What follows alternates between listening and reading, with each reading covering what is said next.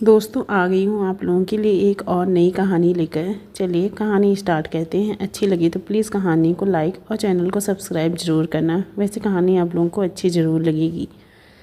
एक लड़की 16 श्रृंगार की दुल्हन के लिबास में खड़ी खुद को आईने में देख मुस्कुरा रही थी। तभी एक लड़की ने पीछे से कहा, आप सचमुच आज बहुत ही प्यारी लग रही हैं मैम। लड़की ने एक नज़र अपने पीछे खड़ी लड़की को शीशे के जरिए देखा और बोली, अंजलि तुम सच बोल रही हो ना? क्या शोभित को मैं आज अच्छी लगूंगी? अंजलि ने मुस्कुरा कर कहा, इसमें कोई दो राही नहीं है। सर को आप इतनी क्यों पसंद हैं? आप सच में बहुत सुंदर हैं। लड़की मुस्कुरा देती है। तभी एक बूढ़ा आदमी अंदर आया और लड़की को देखकर बोला, पाखी बेटा। पाखी ने तुरंत घूमकर देखा और बोली, दादाजी आप यहाँ क्यों आए हैं? मैं नीचे आ ही रही थी। दादाजी ने मुस्कुराकर पाखी को देखा और बोले, बहुत प्यारी लग रही है। आज तुझे दुल्हन बनते देख दिल को सुकून मिल गया है। पाखी मुस्कुरा देती है तो दादाजी ने पाखी का हाथ पकड़ा और बोले, चलो शादी का मुहूर्त हो गया है। शोभित मंडप में तेरा इंतज़ार कर रहा है। पाखी ने हाँ में सिर हिलाया और दादाजी के साथ नीचे आ गई। पाखी मल्होत्रा, उम्र 28 साल, बेंगलोर की जानी मानी बिजनेस वुमेन जो शादी से दूर भागती थी, पर उसे अपने ही साथ काम कर रहे शोभित से प्यार हो गया। अशोक मल्होत्रा उर्फ दादाजी, जो सालों से उसकी शादी का वेट कर रहे थे। जैसे ही पाखी ने शोभित के बारे में बताया तो उन्होंने थोड़ी बहुत जांच पड़ताल की और इस शादी के लिए मान गए। और आज एक 7 स्टार होटल में धूमधाम से शादी हो रही थी। पाखी जैसे ही नीचे उतर कर आई, शोभित जल्दी से आया और उसने पाखी की तरफ अपना हाथ बढ़ा दिया। पाखी ने मुस्कुराकर शोभित के हाथ पर अपना हाथ रखा तो उसने झुककर पाखी के हाथ को चूम लिया। पाखी के चेहरा शर्म से लाल हो गया। पास खड़ी मीडिया रिपोर्टर ने एक के बाद एक खूबसूरत तस्वीर ले ली। शोभित का हाथ पकड़े पाखी मंडप पर बैठ गई। पंडित जी ने मंत्र पढ़े और दोनों की ही शादी धूमधाम से हो गई। उन दोनों की शादी हो जाने के बाद सब मेहमान शगुन देकर एक एक करके चले गए। सबके जाने के बाद दादाजी पाखी के पास आए और उसके सिर पे हाथ रखकर बोले, हमेशा खुश रहो। आज तुम्हारे माँ पापा तुम्हें ऐसे देखकर बहुत खुश हो रहे होंगे। अब तुम जाओ, अपने पति के साथ आराम करो। मैं घर जाता हूँ, काफ़ी थक गया हूँ। वैसे भी आज सुकून की नींद आएगी मुझे। पाखी मुस्कुरा दी और एक हेल्पर को बुलाकर बोली, दादाजी का अच्छे से ख्याल रखना। घर जाकर दवा देकर ही सुलाना इन्हें।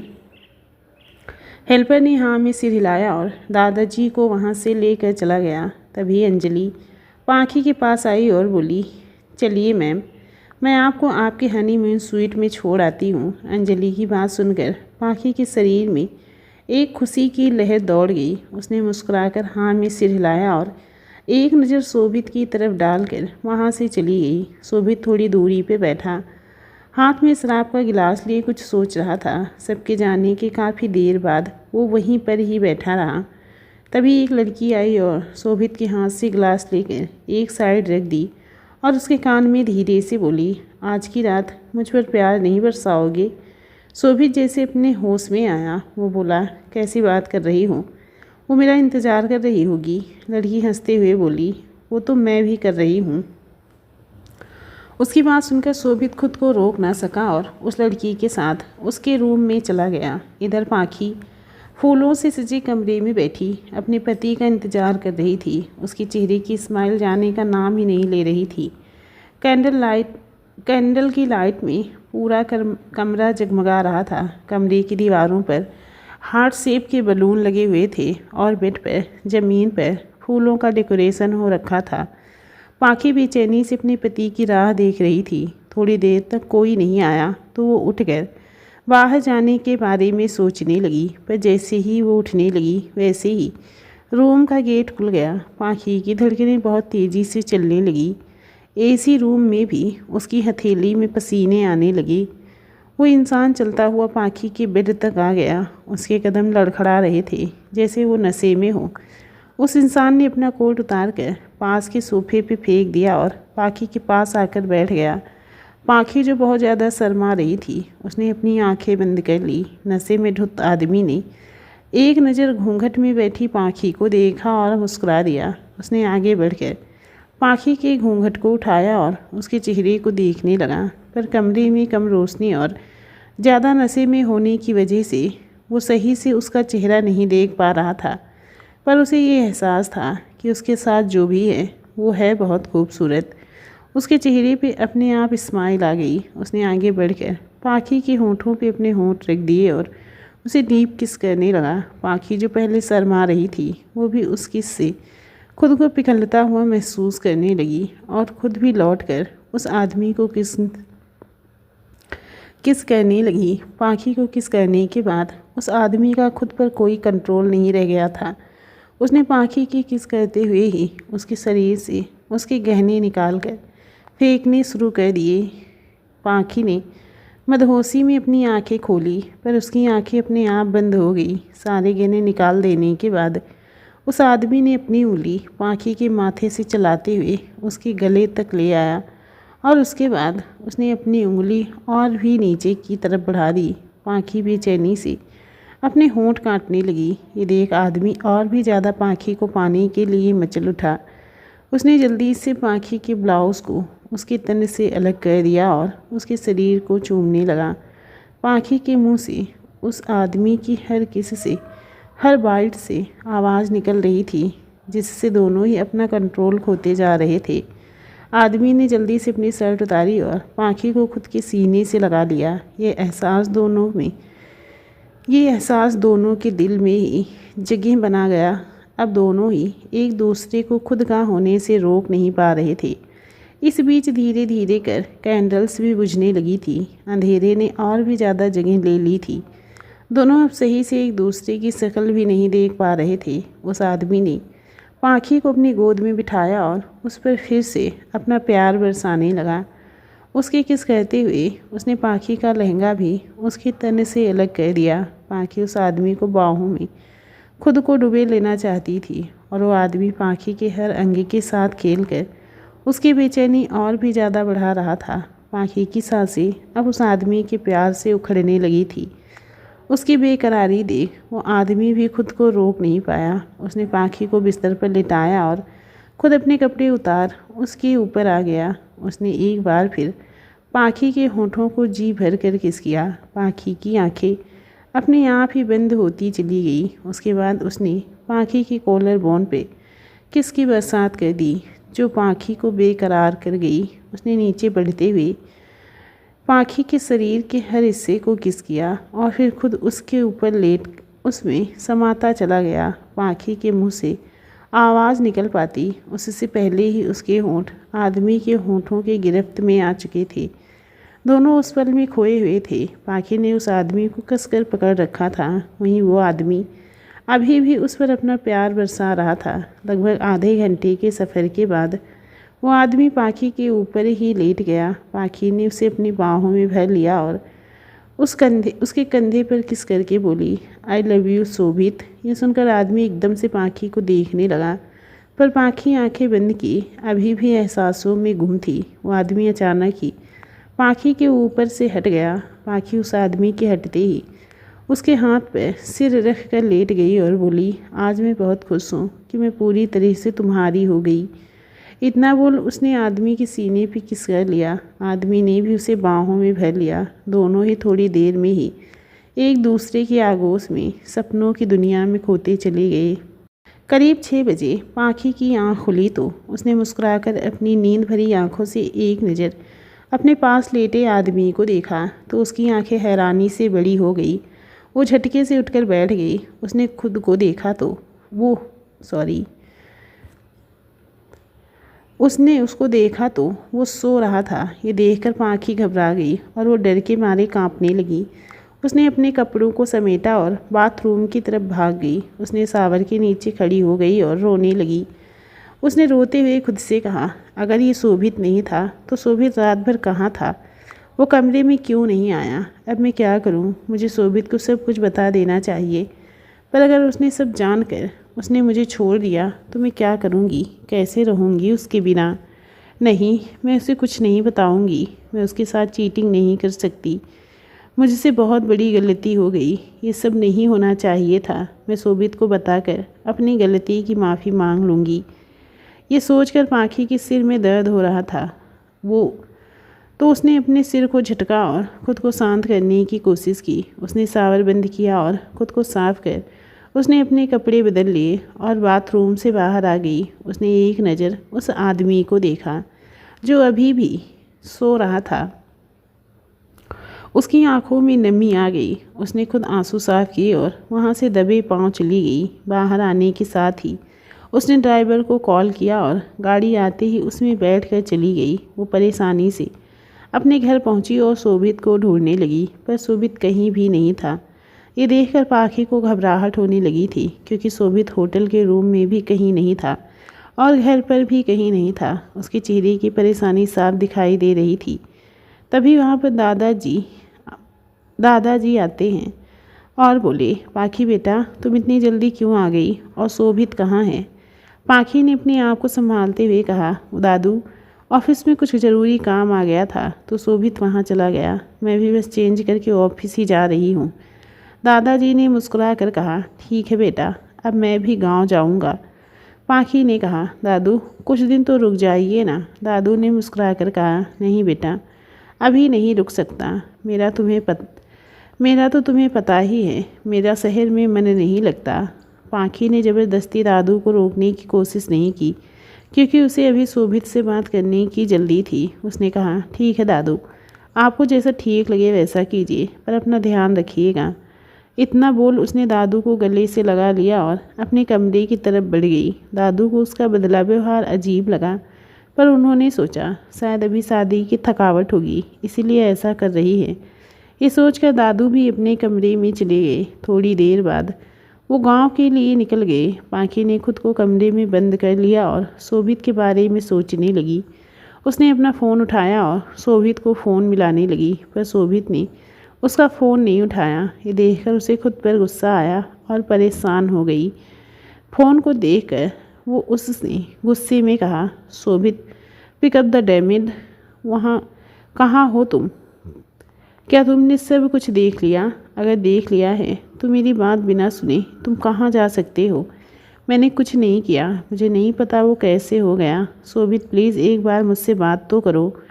ये सब सोचते हुए वो रोने लगी। वो पता नहीं कितनी देर ऐसे ही रोती रही। तभी उसका फ़ोन बजने लगा। उसने फ़ोन उठाकर देखा तो अंजलि का फ़ोन आ रहा था। पाखी ने झट से फ़ोन उठाया तो अंजलि ने कहा, ma'am, sorry to disturb you, पर बहुत ही इंपॉर्टेंट मीटिंग आ गई है। वैसे मैं आज आपको परेशान नहीं करना चाहती थी, लेकिन वो लोग आज ही अमेरिका को लौट रहे हैं, इसीलिए वो आपसे मीटिंग करने की डिमांड है। तो क्या आप? पाखी ने अब तक खुद को संभाल लिया था। उसने नॉर्मल टोन में कहा, ओके, मैं आती हूँ।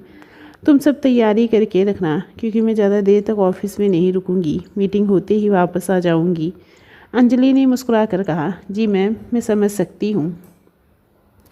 इतना बोल उसने कॉल कट कर दिया। फ़ोन कट होने के बाद अंजलि ने अपने पास बैठे आदमी को देखा और बोली, तुम भी तो मीटिंग अटेंड कर सकते थे। अपनी बीवी को बुलाने की क्या ज़रूरत थी? मैं उसे अब तुम्हारे करीब नहीं देख सकती जान। तुमने बस उसकी प्रॉपर्टी के लिए उससे शादी की है, तो जल्दी से उसकी प्रॉपर्टी अपने नाम करवाओ और हमेशा के लिए मेरे हो जाओ। मैं तुम्हें किसी और के साथ नहीं देख सकती मेरी जान। शोभित अंजलि को गोद में बिठाए उसकी ड्रेस में से झांक रहे उसके पैरों को सहलाते हुए बोला, मेरी जान, मैं भी उस औरत को ज़्यादा देर नहीं देख सकता, पर क्या करूं, कुछ महीने तो उसके साथ रहना पड़ेगा। पर चिंता मत करो, मैं तुम्हारे साथ कभी धोखा नहीं करूंगा। इतना बोल उसने अंजलि के पैरों को अपने हाथों से मसल दिया। अंजलि ने आंखें बंद कर ली। उसके मुंह बेहद सिडेक्टिव आवाज़ निकल गई, जिसे सुन शोभित अंजलि के बालों को पकड़कर उसके होठों पे किस करने लगा। उसकी किस इतनी पैशनेट होती जा रही थी कि अंजलि की आँख निकल जाती है, जिससे शोभित और भी ज़्यादा एक्साइटेड हो रहा था। वो अंजलि को गोद में उठा लेता है और उसके कैबिन में रेस्टिंग रूम में ले जाता है। ये रेस्टिंग रूम शोभित और पाखी का कॉमन रूम था। शोभित उसे रूम में लिटाकर उसके ऊपर आकर उसके होठों और भी बेकरारी से उसके होंठों को चूमने लगा। शोभित अब खुद को रोक नहीं पाता। उसने अपने और अंजलि के कपड़े उतार कर एक साइड रख दिए और खुद उसको प्यार करने लगता है। अंजलि की सिलेक्टिव आवाज़ों से वो और भी बेकरार हो जाता है और उसे पूरी तरह अपना बनाने के लिए उसकी तरफ अपना एक और कदम बढ़ा देता है। अंजलि के चेहरे पे सुकून के साथ मुस्कुराहट आ जाती है। दोनों अपनी गति से अपने प्यार की मंजिल पाने में लग जाते हैं। थोड़ी देर बाद अंजलि और शोभित एक दूसरे से अलग होते हैं तो अंजलि उठकर कपड़े पहनने लगती है, पर शोभित पीछे से उसको गले से लगा लेता है। पर अंजलि उसे खुद से दूर करते हुए बोली, अब बस भी करो, तुम्हारी बीवी आती होगी, मुझे जाना होगा। इतना बोल वो टचअप करने लगती है। शोभित बस उससे प्यार से रेडी होते देखने लगता है। तभी अंजलि मुस्कुराकर शोभित को देखती है और बोली, वैसे जब तुम्हारी बीवी को हमारे बारे में पता चलेगा तब मुझे उसका वो उड़ा हुआ चेहरा देखकर बड़ा मज़ा आएगा। वो लड़की जो हर वक्त घमंड में चूर रहती है, उसका घमंड टूटते हुए देखकर मुझे बड़ी खुशी मिलेगी। वो पूरी रात दुल्हन के जोड़े में बैठी तुम्हारा इंतज़ार करती रह गई और उसका पति मेरे साथ सुहाग रात मना रहा था। ये बोलकर अंजलि खिलखिला कर हंसने लगी। तभी शोभित ने उसे पीछे से गले लगाया और बोला, इसी के लिए मैंने उससे शादी की ताकि तुम्हें खुशी मिले। अब मैं उसकी ज़िंदगी बस से भी ज़्यादा बदतर बना दूंगा। दोनों लोग खिलखिला कर हंसने लगे। शोभित एक बार फिर उसके शरीर पर उंगलियां फिराने लगा। अंजलि ने अब उसे हटाते हुए कहा, चलो अब मुझे जाने दो, तुम्हारी बीवी आती ही होगी। शोभित ने उसे अपनी गोद में उठा लिया और बोला, तो मैं क्या उससे डरता हूँ, तुम उसे आ जाने दो, मैं भी उसे आईना दिखा दूंगा। अंजलि मुस्कुरा देती है और उसने शोभित के होंठों पर धीरे से किस कर लिया और उसे काम करने का बोल रूम से बाहर आ गई।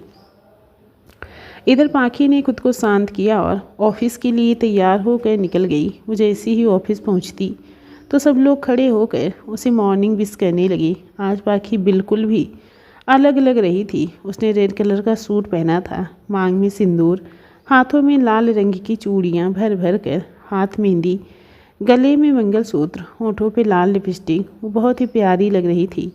उसके कंधों तक आते काले घने बाल, उसकी काली आँखें और उसके गोरे रंग पर उसका श्रृंगार बहुत फब रहा था।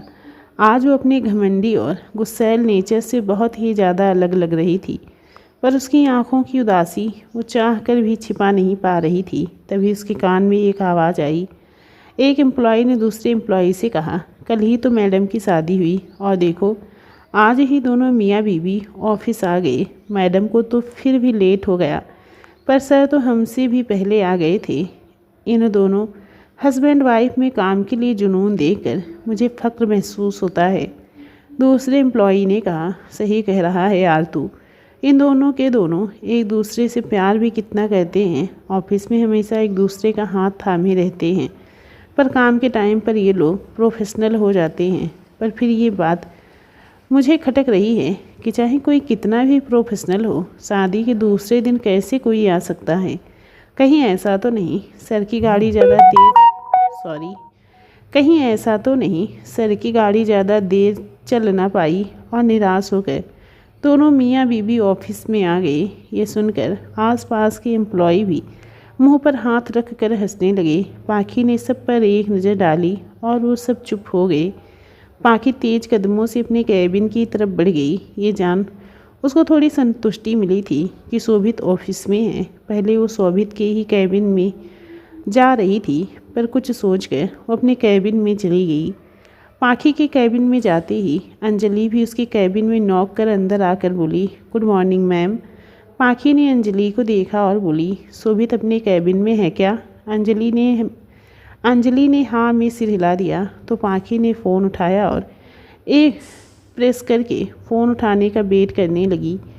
फ़ोन उठते ही पाखी ने कहा, शोभित जल्दी से जल्दी मेरे कैबिन में आओ। शोभित ने ओके कहा और अपने कैबिन से निकल पाखी के कैबिन की तरफ बढ़ गया। अंदर आते ही उसने पाखी के पीछे खड़ी अंजलि को देखा और मुस्कुरा दिया। पाखी जल्दी से उठी और शोभित के पास आकर बोली, शोभित मुझे तुमसे बहुत ज़रूरी बात करनी है। पहले तुम ये बताओ तुम रात भर कहाँ थे? तुम्हारे रूम में क्यों नहीं आए और इतनी जल्दी ऑफिस क्यों आ गए? क्या हुआ है शोभित? मेरे सवालों का जवाब दो, मुझे भी तुम्हें कुछ बताना है। तुम मेरी बात सुन रहे हो ना? शोभित का ध्यान उस पर नहीं था। ये देख पाखी की नज़र भी पीछे खड़ी अंजलि पर गई। पाखी ने शोभित को झकझोर दिया और बोली, तुम मेरी बात सुन रहे हो ना? मुझे बहुत ज़रूरी बात करनी है शोभित। पर शोभित ने उस पर ध्यान नहीं दिया और उससे अपना हाथ छुड़ाकर उसकी बात को पूरी तरह इग्नोर करता हुआ वो अंजलि की तरफ बढ़ गया। उसने पाखी के सामने ही आगे बढ़कर अंजलि के होठों पर अपने होठ रख दिए। ये देखकर पाखी को ऐसा लगा जैसे उसके पैरों के नीचे से ज़मीन खिसक गई। वो 2 कदम पीछे हट गई और लड़खड़ाती हुई ज़मीन पर बैठ गई। वो आंखें फाड़े बस उन दोनों को किस करते हुए देखती रह गई। इधर काफ़ी देर बाद जब उस आदमी की आंख खुली तो उसके सिर में बहुत तेज़ दर्द हो रहा था। वो उठ बैठा और अपना सिर पकड़कर बोला, रात उस कमीने ने ऐसा क्या पिला दिया? अभी तक सिर घूम रहा है। फिर उसने कमरे को देखा जो फूलों से सजा हुआ था। ये देख वो झटके से उठ खड़ा हुआ और फिर खुद को देख हैरान होते हुए बोला, ये सब क्या है? मैं ऐसे यहाँ पर क्या कर रही हूँ? मैं ऐसे यहाँ पे क्या कर रहा हूँ? फिर उसकी नज़र अपने शरीर पर जगह जगह बने निशानों पे गई, जहाँ कहीं कहीं नाखूनों के निशान थे और कहीं कहीं पर किसी के काटने के निशान थे। कल रात की कहानी वो निशान बखूबी बयान कर रहे थे। उसने अपना सिर पकड़ लिया और बोला, कल रात बहुत कुछ हो गया जिसके बारे में शायद मैंने सोचा भी नहीं होगा।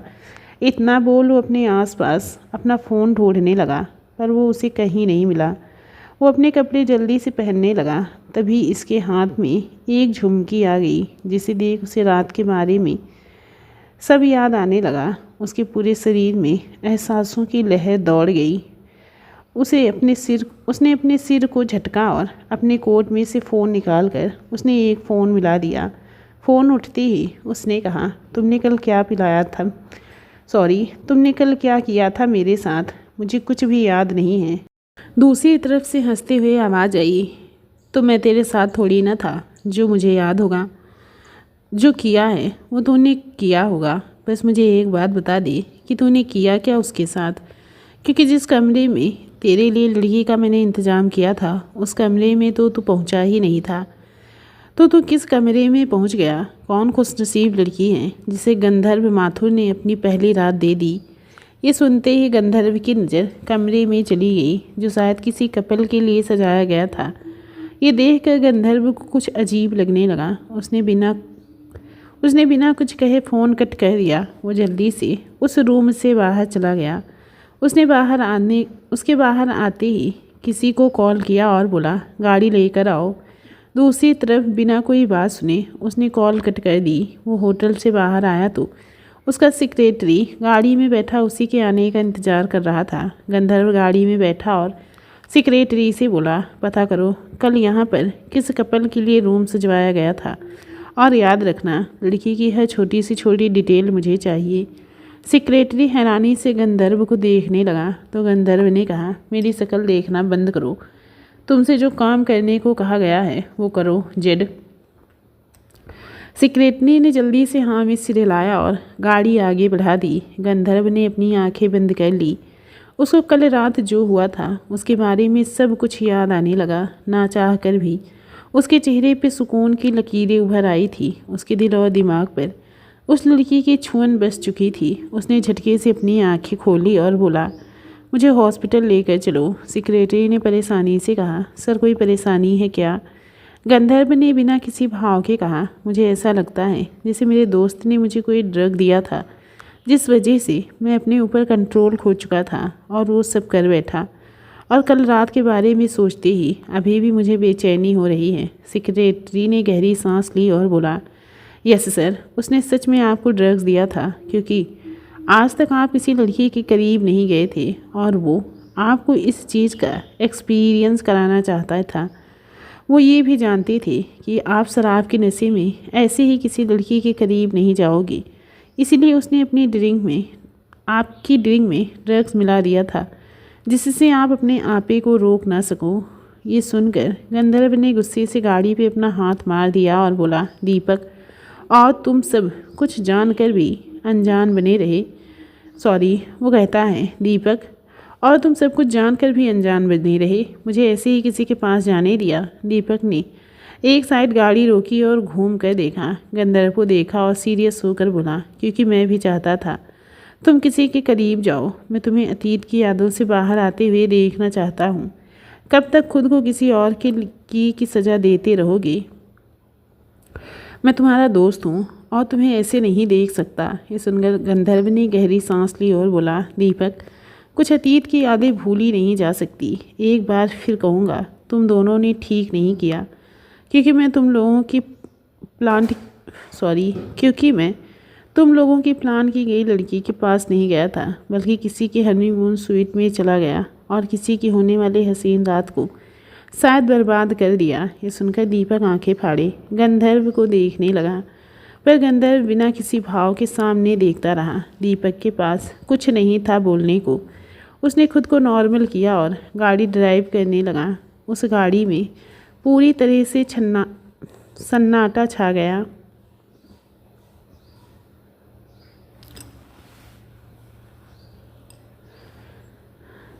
दीपक ने सन्नाटे को तोड़ते हुए कहा, सर, कल आपकी अमेरिका में बहुत इम्पोर्टेंट मीटिंग है, हमें आज शाम को निकलना होगा। गंधर्व के दिमाग में पाखी की यादें घूम गई। उसने गहराई तक उस लड़की के बारे में पूरी जानकारी चाहिए। उसका पास्ट, उसका प्रेजेंट, सब कुछ जानना है। दीपक ने हाँ में सिर हिलाया और बोला, सर, अभी आप घर ही जाएंगे या ऑफिस के लिए मोड़ लूँ? गंधर्व ने कुछ सोचकर कहा, ऑफिस में मैंने घर में ले चलो, मैं वहीं से निकल जाऊंगा। दीपक ने एक नज़र मिरर में से गंधर्व को देखकर कहा, मुझे पता है आप वहाँ क्यों नहीं जाना चाहते। दीपक ने कुछ नहीं कहा और गाड़ी चलाने लगा। गंधर्व एक अट्रैक्टिव फीचर का मालिक था। उसने बहुत छोटी सी उम्र में अपना फैमिली बिजनेस अपना लिया था। काली आंखें, सांवला रंग, पर मुस्कुराहट ऐसी कि लड़कियां दिल निकाल कर कदमों में रखने को तैयार हो जाएं। इसीलिए वो मुस्कुराता ही नहीं था, पर फिर भी लड़कियां मक्खी की तरह उसके आगे पीछे भिनभिनाती रहती थी। आज तो उसने किसी को एक नज़र उठाकर भी नहीं देखा था। उसकी अभी की ज़िंदगी में सिर्फ एक से ही प्यार था और वो था उसका काम। चलिए आते हैं कहानी पर। दीपक ने गाड़ी ऑफिस की तरफ मोड़ दी और गंधर्व कल रात के बारे में सोचने लगा। ना चाह कर भी उसके कानों में पाखी की बेचैनी से निकलती आवाज़ें आ रही थी, जिससे गंधर्व की बेचैनी बढ़ रही थी। रह रह कर उसको अपने हाथों में उसके शरीर की छुअन का एहसास हो रहा था। उसे होठों पे किस करना याद आते ही उसकी बेकरारी को बढ़ा रहे थे। उसका दिल एक बार फिर उस लड़की को अपने करीब पाने के लिए तड़प उठा था। उसने अपने ख्यालों से बाहर निकलने के लिए आंखें बंद कर ली और उसके सामने पाखी का खूबसूरत बदन घूमने लगा। गंधर्व ने अपनी आंखें झटके से खोल ली, जिसे देख दीपक ने जल्दी से कहा, आप ठीक है ना? क्या हुआ? गंधर्व ने पसीना साफ करते हुए कहा, कुछ नहीं, बस थोड़ा सिर दर्द हो रहा है। दीपक ने हाँ में सिर हिलाया और ड्राइव करने लगा। गंधर्व अपना फ़ोन चलाने लगा। ऑफिस की बिल्डिंग आते ही गंधर्व गाड़ी से उतरा और दीपक से बिना कुछ कहे वो अपनी VIP लिफ्ट से अपने फ्लैट में चला गया।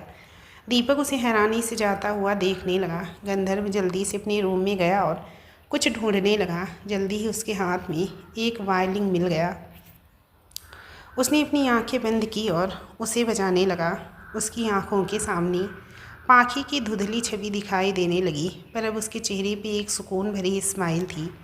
ये वही उस स्माइल थी जिस पर लड़कियां दिल निकाल के रख देती थी। दीपक, जो गंधर्व के पीछे आ गया था, उसने जब वायलिन की आवाज़ सुनी तो वो हैरान हो गया। उसने हैरानी से उस धुन को सुना और खुद से बोला, सालों बाद आज गंधर्व के हाथ वायलिन पे चले हैं। कुछ तो ऐसा हुआ है जो इसके दिल को छू गया है। मुझे अब हर हाल में सब कुछ पता लगवाना होगा। इतना बोल वो उल्टे पैर लौट गया। वहीं गंधर्व आज सालों बाद अपने सुकून के साथ बैठा था। जहाँ गंधर्व को सुकून मिल गया था, वहीं पाखी की ज़िंदगी में तहलका मच चुका था। वो खाली आंखों से शोभित और अंजलि को देख रही थी, जो एक दूसरे को पागलों की तरह चूमे जा रहे थे। उनकी ये हरकत जब पाखी को बर्दाश्त नहीं हुई तो पाखी गुस्से से उठी और उन दोनों को अलग करके बोली, तुम लोग ये क्या कर रहे हो? अंजलि, तुम शायद भूल रही हो तुम कौन हो। और शोभित, तुम तो मुझसे प्यार करते थे, तो फिर ये अंजलि के साथ ये क्या कर रहे हो? अंजलि ने मुस्कुराकर पाखी की तरफ देखा और बोली, आप इतनी बेवकूफ़ लगती तो नहीं हो मैम, जितना आप खुद को दिखा रही हो।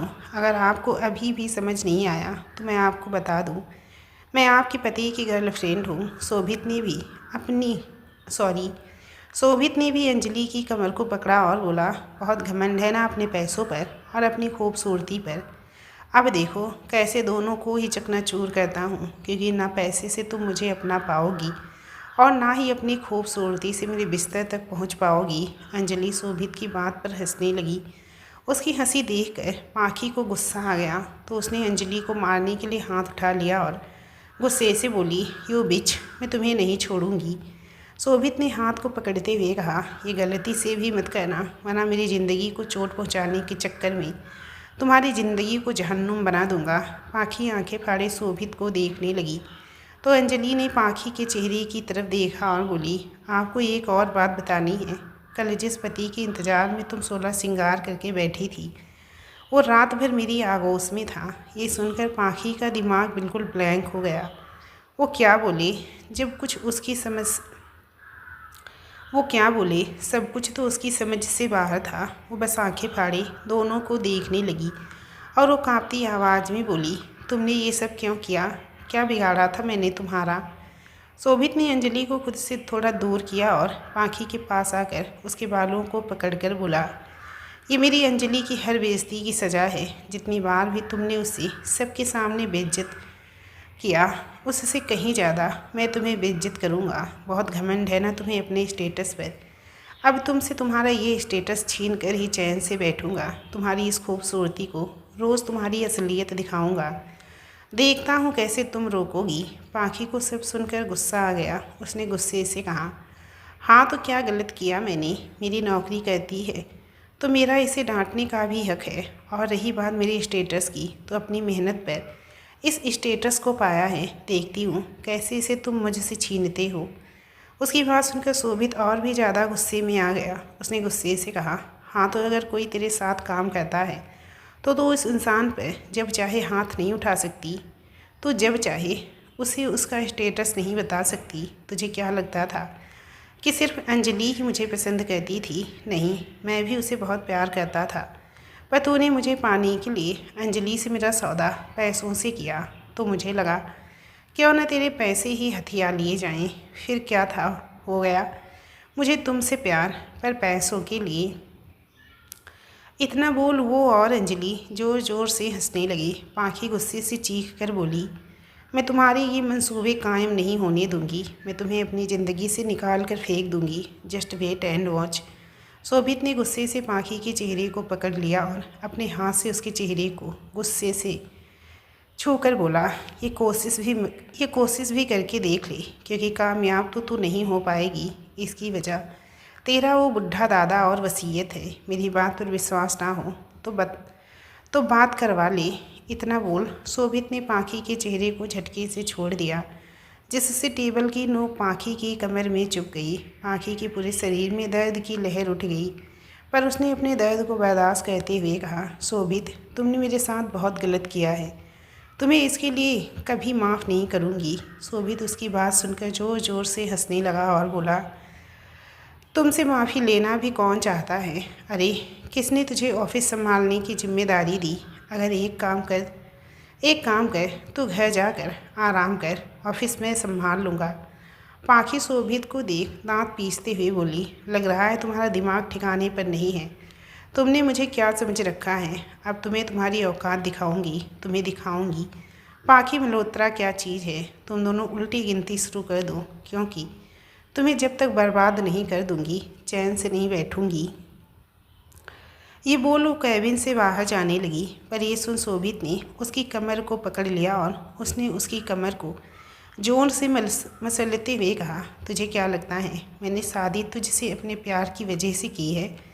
बल्कि तुझसे शादी तेरी प्रॉपर्टी के लिए भी की है, और तुझे आज नहीं तो कल उसे मेरे नाम करना ही होगा, वरना तुझे क्या क्या भुगतना पड़ सकता है तू सोच भी नहीं सकती।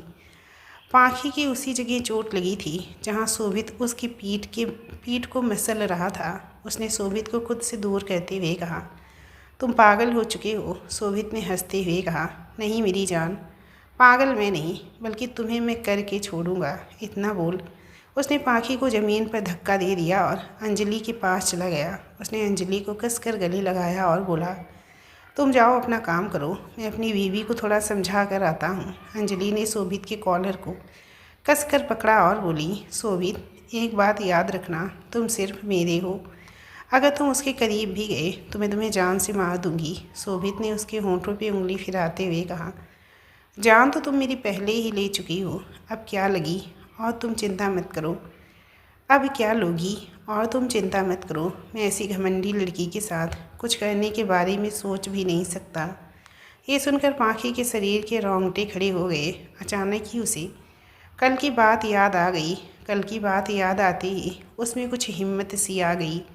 उसने खड़े होने की कोशिश करते हुए गुस्से से कहा, दोनों के दोनों अभी के अभी यहाँ से चलो, अभी के अभी यहाँ से चले जाओ। शोभित ने अंजलि को जाने का इशारा कर दिया और खुद पाखी के करीब आते हुए कहा, ऐसे कैसे चला जाऊँ, तुम्हारा पति हूँ, थोड़ा प्यार तो बरसाना बनता है।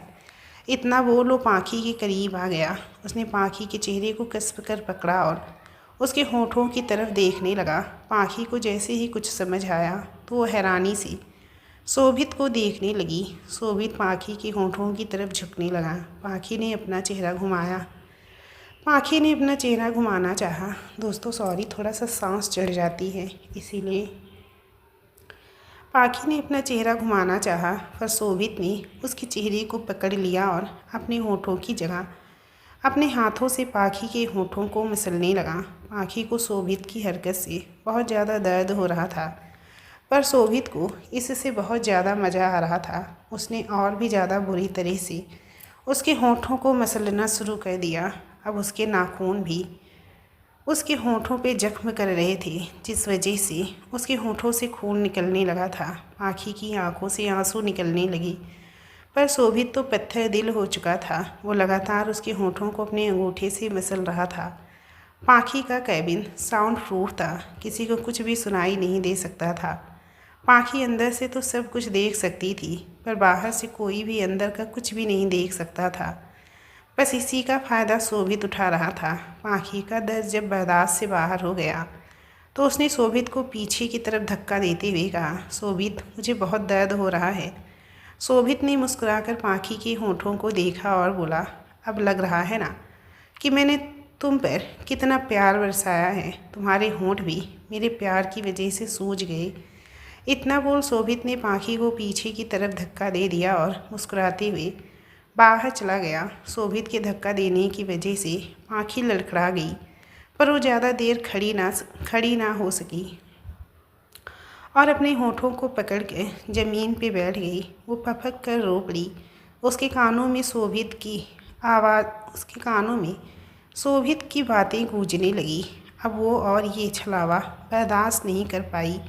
वो कान पर हाथ रख कर चीख पड़ी और खुद से ही बोली, मैं इस शादी से छुटकारा लेकर रहूँगी। इस आदमी को कभी भी अपनी प्रॉपर्टी, अपनी मेहनत की कमाई को हथियाने नहीं दूँगी। मुझे दादाजी ने बात करनी ही होगी। ये बोल उसने खुद को संभाला और उठकर अपने कैबिन से बाहर निकल आई। लोगों की नज़र जैसे ही पाखी के चेहरे पे पड़ी तो उनकी नज़र अपने आप ही पाखी के होठों पे चली गई। पाखी के चेहरे को देखकर उन लोगों के चेहरे पर स्माइल आ गई। एक एम्प्लॉई ने अपने साथ बैठे एम्प्लॉई की तरफ देखकर कहा, देखा, मैंने कहा था ना कि ज़रूर सर मैम के साथ कुछ कर रहे होंगे, तभी वो अपना चेहरा साफ करते हुए आए थे। और देख, यहाँ पर मैम के होंठों पर सर के प्यार की झलक अच्छे से दिख रही है। मैं शर्त जीत गया, अब मेरे शर्त के पैसे निकाल। ये सुनकर दूसरा एम्प्लॉई हंसने लगा और बोला, ठीक, आज मेरी तरफ से तुझे कैंटीन में ट्रीट। बाकी के एम्प्लॉई की नज़र भी पाखी पर थी। सबके चेहरे पे मुस्कुराहट थी जो पाखी को बहुत ज़्यादा चुभ रही थी, पर वो किसी से कुछ कहना नहीं चाहती थी। पाखी उन सब की बातों को इग्नोर करते हुए चुपचाप वहाँ से चली गई। दोस्तों, इस कहानी के दूसरे भाग का लिंक आप लोगों को नीचे कमेंट बॉक्स में मिल जाएगा, लेकिन अगर आप लोगों को लिंक नहीं मिलता है तो आप लोग हमें कमेंट करके बताना। मैं आप लोगों को लिंक दे दूँगी। इस कहानी का दूसरा चैप्टर भी मैंने अपने दूसरे चैनल एकता हिंदी कहानी पे अपलोड कर दिया है। आप लोग प्लीज़ एकता हिंदी कहानी सर्च करिए और वहाँ पर जाकर इस कहानी के दूसरे चैप्टर का आनंद लीजिए और हमें कमेंट करके भी बताइए कि आप लोगों को ये कहानी कैसी लग रही है।